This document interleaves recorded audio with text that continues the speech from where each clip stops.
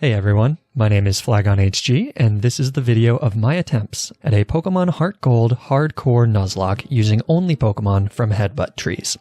Before we talk about the Pokemon we can get from Headbutt Trees, let's lay out the hardcore Nuzlocke rules. The basic Nuzlocke rules apply. 1. If a Pokemon ever faints in battle, it is considered dead. And 2. I can only catch one Pokemon from each route of the game, and it must be from a Headbutt Tree.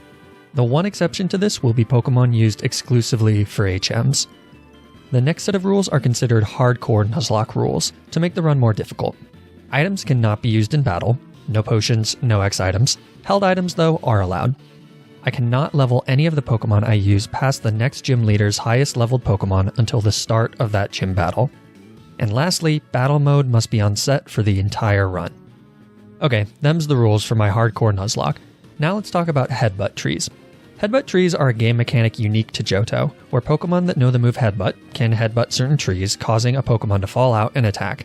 And you can get a lot of rare and really cool Pokemon like Spinarak, Ladybah, and Hoothoot, and Caterpie. Okay, most of the Pokemon are trash. Here's the limited list of what you can find. This limit becomes even more limited when you remove National Dex encounters, post-Elite Four encounters, and Pokemon exclusively to Soul Silver. In the end, we're left with 9 unique evolution lines. I'll be playing with the Species Clause, meaning that I can only catch one copy per unique evolution. Headbutt Trees are on virtually every route of the game, so without the Species Clause, I could theoretically catch over 20 of the same Pokemon.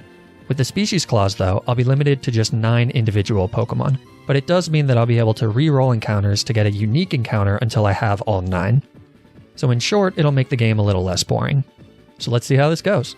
Oh, also, really quick, yes, there is a Kanto part of this game, but it's long, tedious, and boring, so I'm going to be ending the run after the first run through the Elite Four. If you hate that, if you think it's dumb, let me know in the comments section. Okay, let's do this. I start off by using the Universal Pokemon Randomizer to replace Chikorita with Seel, and select it as my starter. I choose Seel because it starts by knowing Headbutt, and it'll give me the fastest access to Headbutt Trees. I'll be using Seel on my team for Headbutt until I can teach my Pokemon Headbutt themselves. But what's cool about this challenge is that I can get most of the encounters right away. I name Seel Butthead. Before I can get Pokeballs, this red-headed kid steals some Pokemon and the police ask me to identify him. But I'm not a narc, so I name him Boy. As soon as I'm given Pokeballs, I start headbutting trees in New Bark Town to get my official starter, a Pineco. I name him Cheerios, and I officially begin my journey. On Route 29, I catch a Hoothoot and name him Fruit Loops.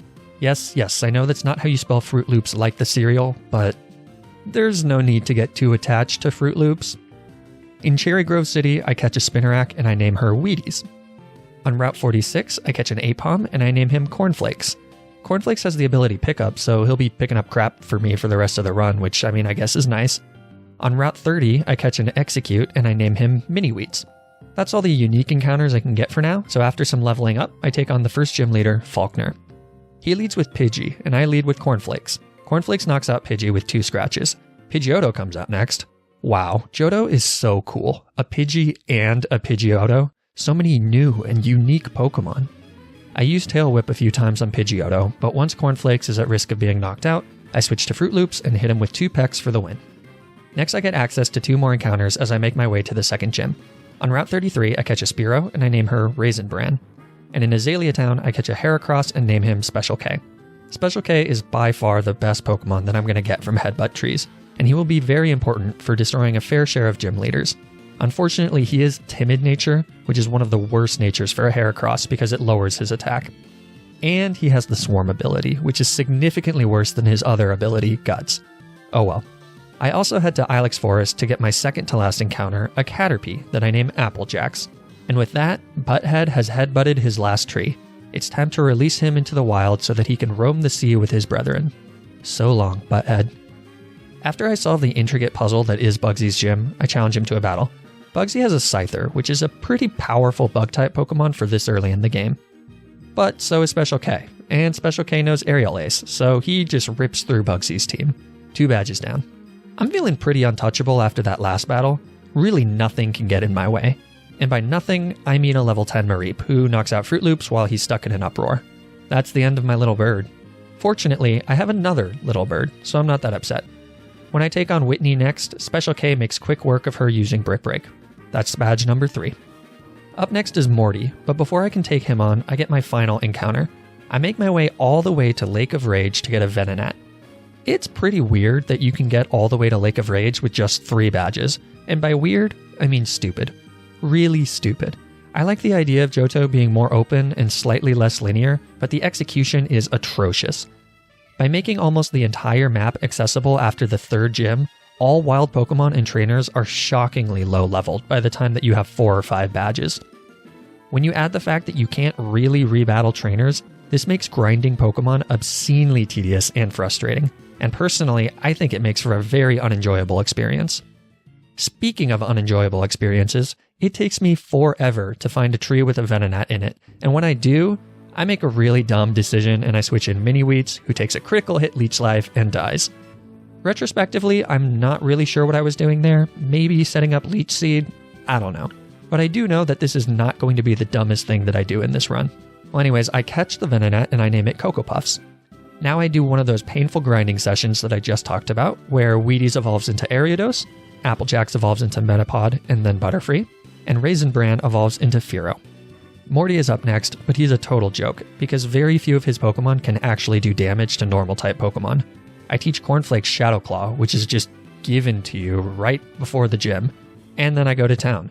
Shadow Claw one-shots Ghastly, and then the Haunter, and then Gengar comes out, and I know that all it can do is Sucker Punch, so I do play it safely and eventually take it out. The last Haunter is also one-shot by a Shadow Claw. It's kind of weird that Morty doesn't have a Misdreavus, the one Ghost-type Pokemon that was introduced in Gen 2. Actually, it's weird that after 4 gym battles, there's only been 1 Johto Pokemon. This game is horribly designed, but whatever. Next is the 5th gym badge. During some training, I find a shiny Tentacool, and kill it. Cheerios also evolves into Fortress. After that, I take on Chuck. Still no Johto Pokemon. Chuck could be scary by using Focus Punch strats, so I try to play around that, but for whatever reason, he just doesn't really do that. So I win pretty easily. Retrospectively, I guess I should have guessed that the guy who trains daily by standing under a giant waterfall might not be the most masterful tactician. Anyways, this is where the non-linearity of Johto gets weird. The 6th gym leader Jasmine has a Steelix at level 35, but the 7th gym leader Price only has a level 34 Piloswine. Given that Steelix is pretty tough, I decided to take on Price first. After doing a bunch of relatively mundane Team Rocket stuff, I challenge him in his gym. Oh, also Cornflakes evolves into Ambipom. Price goes down pretty cleanly to Brick Breaks from Special K. His Seal actually hangs on, and in the moment I couldn't figure out why, since Dewgong is one-shot the following turn.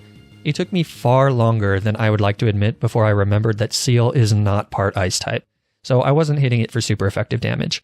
Anyways, moral of the story, I'm an idiot, and Price is easy. Now it's time for Jasmine. Given that my team is predominantly bug and flying types, Steelix is pretty intimidating, but I do have a plan. She leads with her 2 Magnemites, which both go down to a Brick Break from Special K.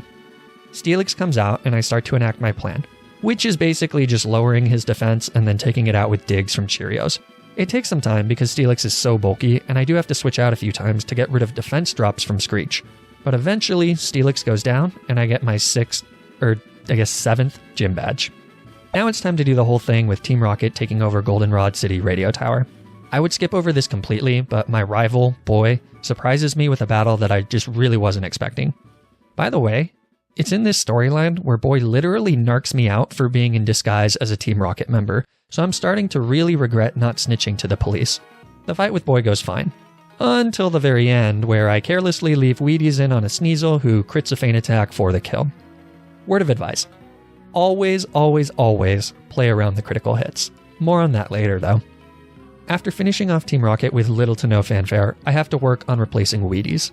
Fortunately, I have just the replacement for my Bug Poison type. Another Bug Poison type. I train up Cocoa Puffs until it evolves into Venomoth, and I do this training on Natus, which gives Cocoa Puffs special attack EVs, because up next is Claire and her Dragon-type Pokemon, and Cocoa Puffs is going to be key for that. After getting everyone to their level cap, I challenge Claire. She leads with Gyarados, and I lead with Applejax. Applejax has the ability Compound Eyes, which increases accuracy by a factor of 1.3. This means that Sleep Powder has an accuracy of 97.5%, which is pretty awesome. I Sleep Powder the Gyarados and switch in Cornflakes, who has just learned the move Nasty Plot, which raises special attack by 2 stages. Cornflakes isn't a great special attacker, but Cocoa Puffs is. and Cornflakes knows Baton Pass, which passes on stat boosts. So after 2 nasty plots, I Baton Pass to Cocoa Puffs and proceed to sweep Claire's entire team with Sludge Bomb. I gotta say, that feels pretty good. With all 8 badges done, I just need to wrap up a few pieces of storytelling and then take on the Elite Four. First is the Kimono Girls, who individually engage you in a battle with one of the 5 evolutions.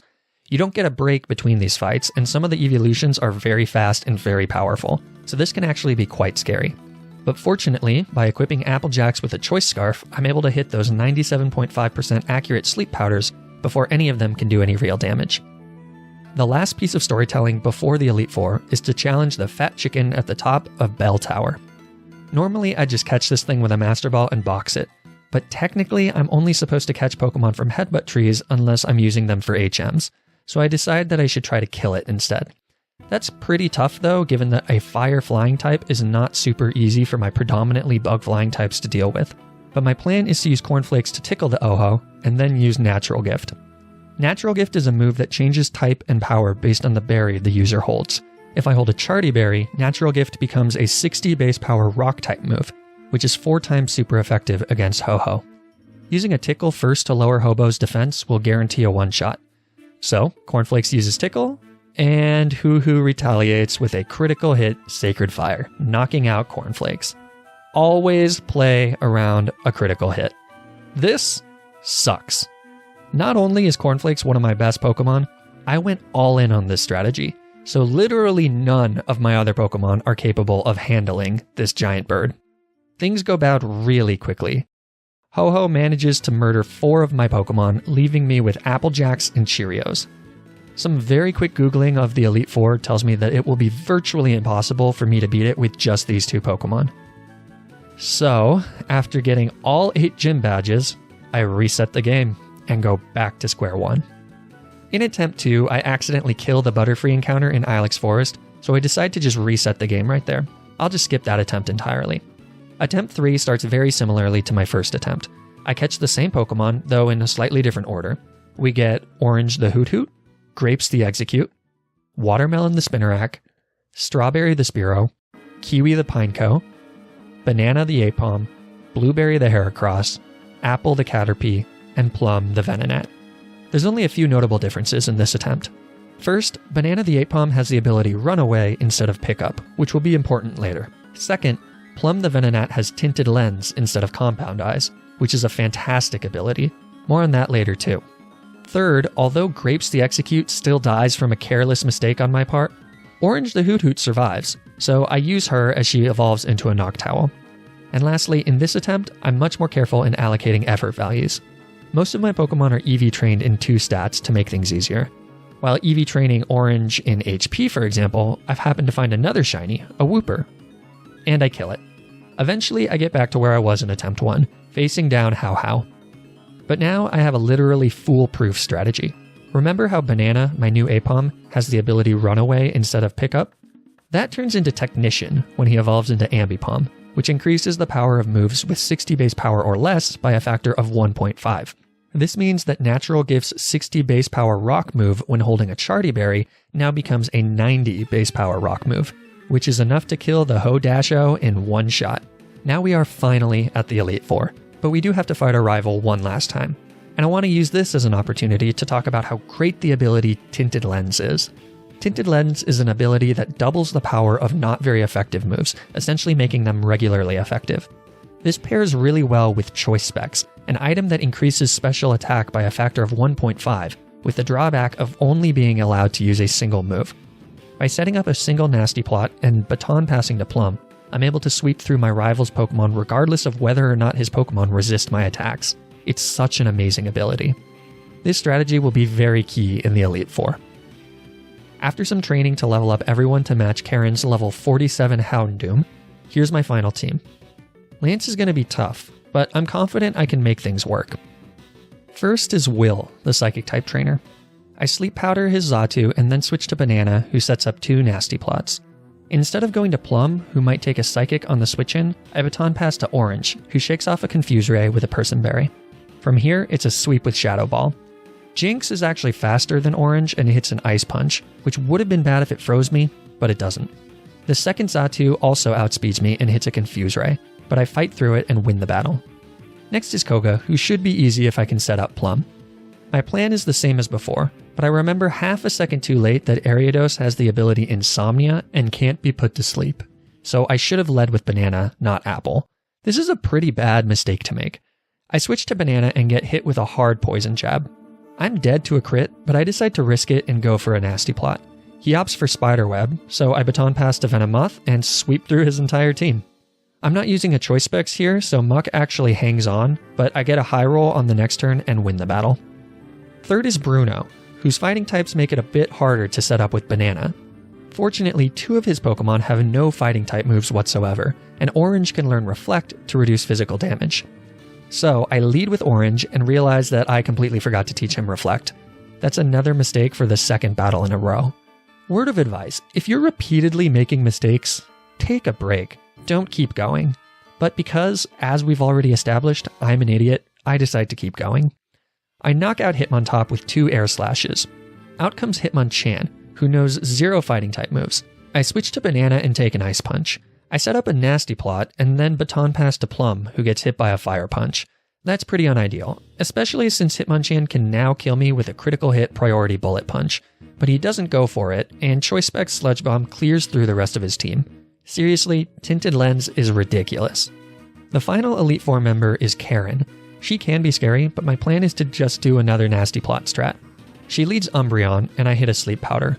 For the record, I should say that in these battles, Apple is holding a wide lens to make her Sleep Powders hit 100% of the time. I'm really not trying to lose this run on a 2.5% chance of missing. Anyways, I switch to Banana and Umbreon instantly wakes up and starts using Double Team. Pretty ironic. I baton pass to Plum, and Umbreon is just going all in on this Double Team cheese. It takes a few turns, but I eventually hit him with a Signal Beam, and then that's that. Karen doesn't stand a chance. Gengar does survive a Signal Beam because it's 4 times resistant, but it knows terrible moves and it really can't do anything to Plum. With that, I've beaten the Elite Four. Last is the champion, Lance. The plan is, you guessed it, nasty plot with Venomoth. I decide to be a bit fancier and start with Orange to set up a Choice Scarf Reflect. I then switch to Apple and put the Gyarados to sleep. Then I switch to Banana and set up Nasty Plot. Gyarados wakes up and hits some nasty waterfalls as I baton pass to Plum. If he crits either of those waterfalls, I'd probably be done. Plum knocks out the Gyarados. But then out comes Aerodactyl. And in that moment, I realized that I was not remotely prepared for Aerodactyl. Plum is fast, but Aerodactyl is much faster. I have a Charty Berry to reduce the damage from a Rock-type move, but I didn't think about the damage that Gyarados would do on the switch-in. Aerodactyl outspeeds and kills Plum with an Aerial Ace. This is really, really bad. Aerodactyl can outspeed and one-shot everything on my team that isn't Kiwi the Fortress. I was just not at all prepared. I switch in Orange to set up a Reflect, but even with Choice Scarf, Aerodactyl outspeeds and Orange goes down. Aerodactyl even outspeeds Banana and knocks him out before he can get off a Tickle. A few turns later, and I have been completely wiped by the champion in the last fight of the run. This is absolutely devastating. It's not hyperbolic to say that I'm completely gutted. Especially because I really should have known that Aerodactyl would be so fast, and I should have prepared for it. Attaching the Choice Scarf to Plum instead of Orange would have allowed me to outspeed it and knock it out. This was completely avoidable, and it was entirely my fault. At this point, I have no idea what to do.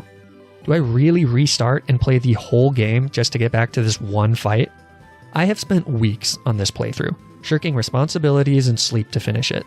Restarting after getting so far in the first attempt really broke me, and I wanted to rush through this challenge on the next attempt. And ultimately, the desire to finish it quickly cost me. If I had taken just a second to really think everything through, I would have seen that Aerodactyl deserved a lot more respect. I could definitely spend another several days replaying this game, and I'm sure I could beat it on the 4th attempt. But frankly, this has been a pretty miserable experience. As I said before, the grinding in HeartGold is really slow, and large portions of the game are very dull and very uninteresting. So in the interest of personal mental health, I'm just not going to do that.